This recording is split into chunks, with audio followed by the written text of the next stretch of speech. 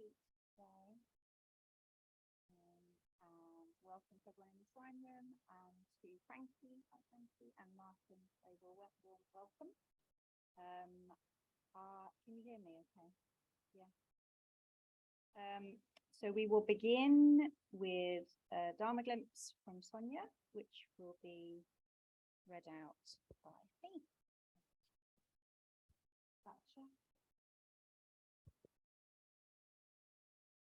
Dharma glimpse by Sonia. At night, I'm plagued by emails. Ones I've received, ones I need to send, ones I need to reply to. The words fly around in a mounting frenzy, and I just want to let go and go to sleep.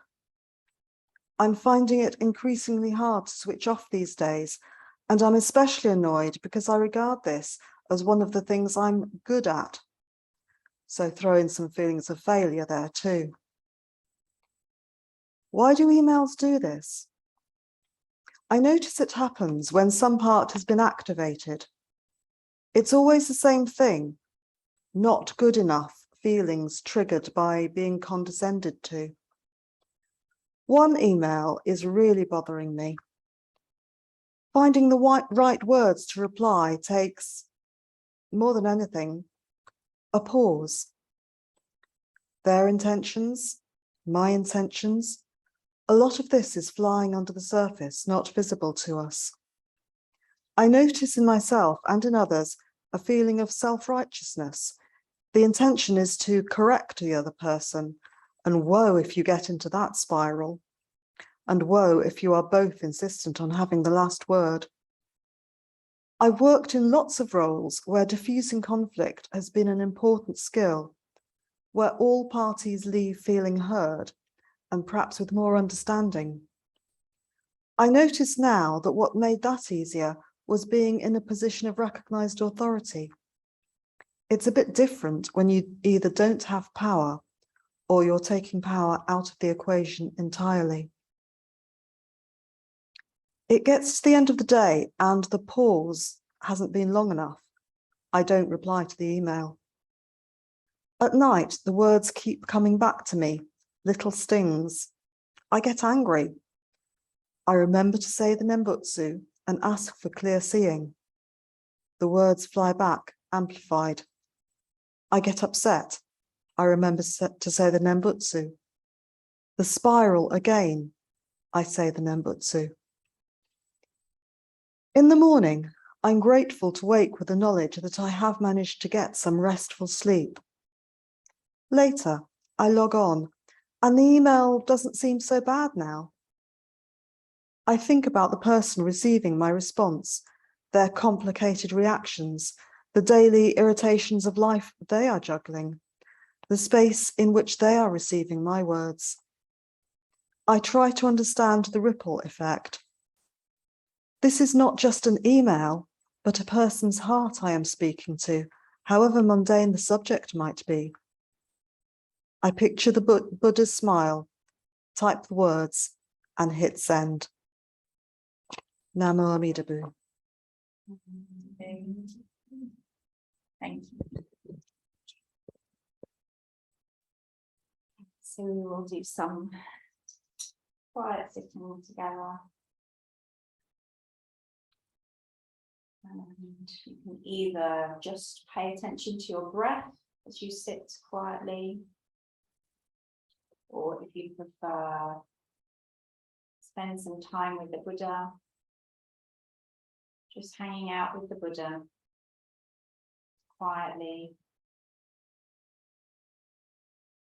You might need to lean on the Buddha. You might need to hand something over. You might want to draw strength or peace or hope from the Buddha. Whatever you need, just allow yourself to receive it over the next 10-15 minutes as we sit quietly together. And then after a while, we'll start chanting. And tonight we will chant Amitabha, so do join in when you get the hang of it.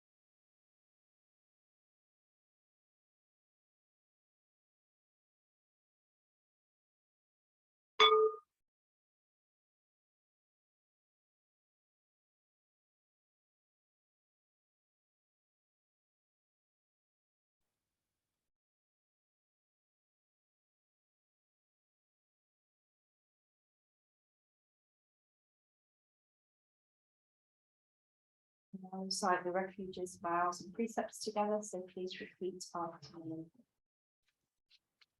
For refuge I go to the Buddha. For refuge I go to the Buddha, The one who is awake and full of love.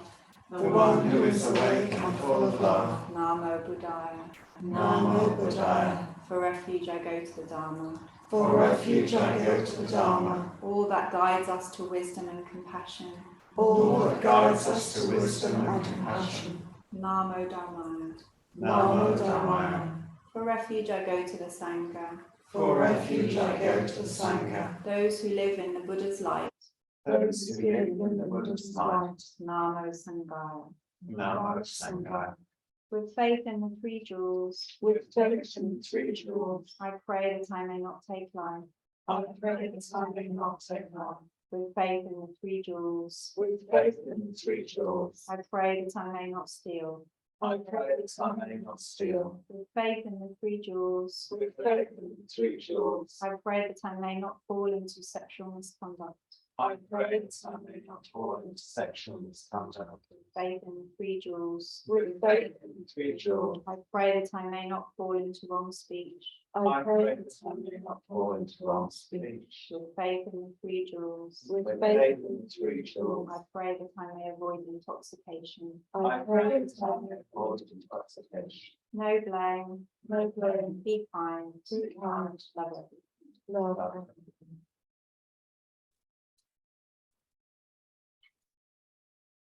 Innumerable are sentient beings. We vow to save them all. Inexhaustible are deluded passions. We vow to transform them all. Immeasurable are the Dharma teachings. We vow to master them all. Infinite is the Buddha's way. We vow to fulfill it completely.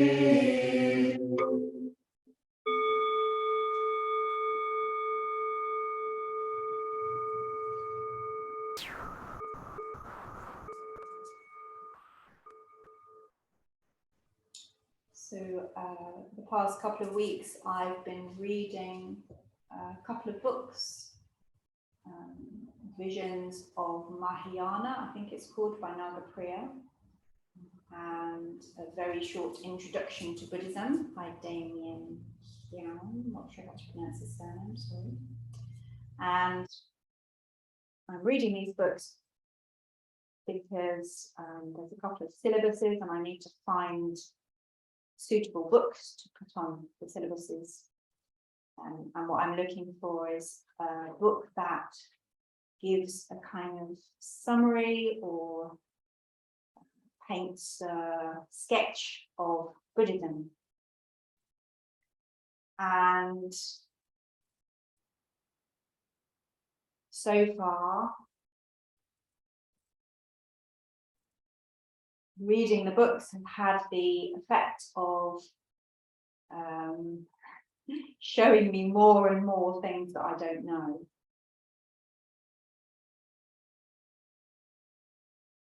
Just impossible to comprehend the complexity and the vastness of the Buddhist canon. Since the Buddha was teaching 2,500 years ago, his teachings have spread through many countries over the centuries. Different philosophies and positions and ideas have come and gone. Some of these ideas have crystallized into more permanent schools or particular sets of doctrines.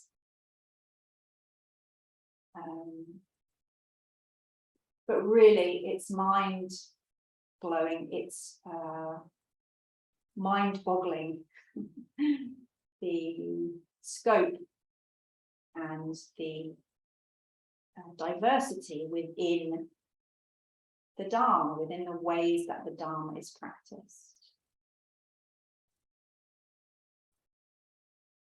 And as I start to read the second book, the very short introduction, which isn't that short, but it's quite short, it's talking about all the teachings of the Buddha, and hardly even mentioned them in the first book. There was so much else that was written about. And already in this short period of practice, we have touched into lots of different traditions. We did the Nembutsu together, which is a Pure Land practice. We might have done a bit of visualizing the Buddha in the silence, which is a very traditional practice. We might have done a bit of bowing already. We'll certainly be doing some in a minute. Listening to the Dharma through Sonia's Dharma glimpse.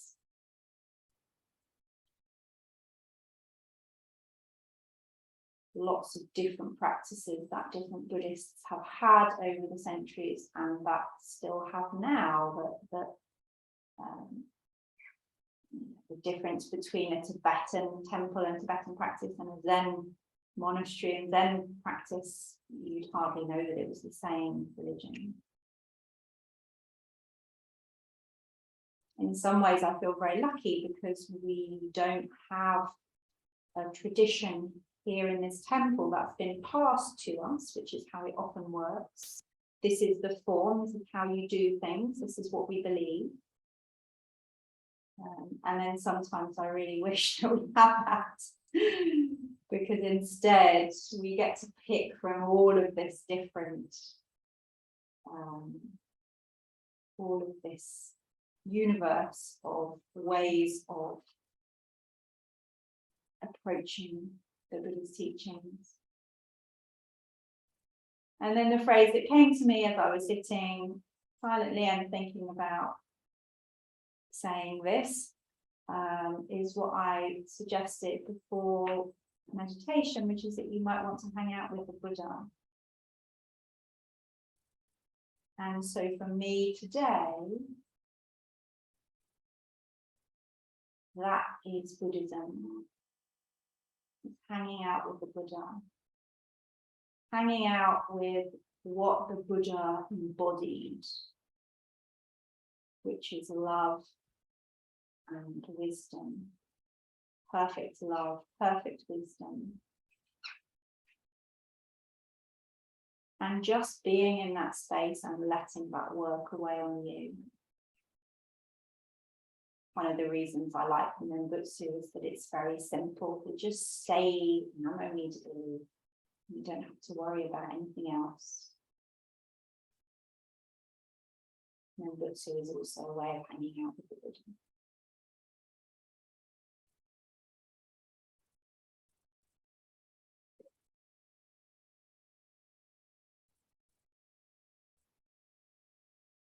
And there he is in the shrine. And we will now hang out with the Buddha by just lying ourselves down in front of him and relaxing into the ground. And as we prostrate, we will chant Namo Mita Bu.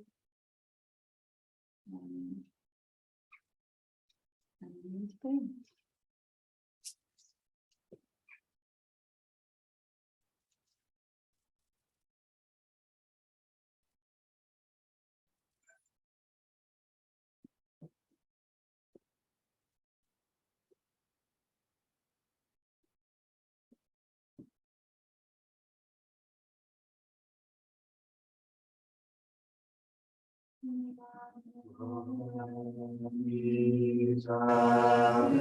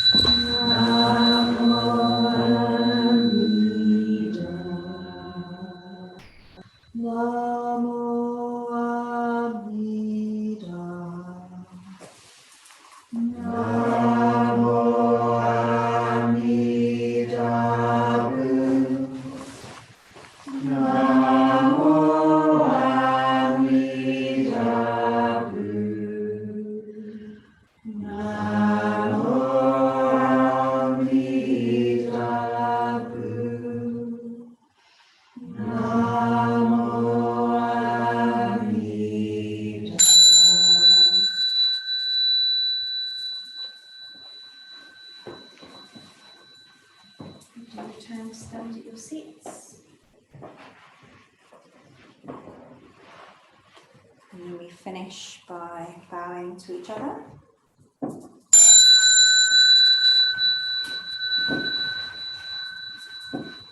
And to the Buddha. And to our seats and tidying our seats.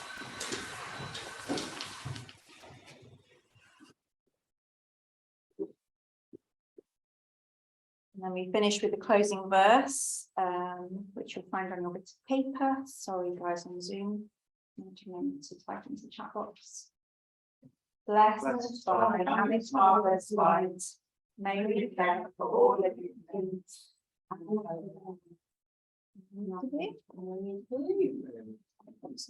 Thank you, Catholica.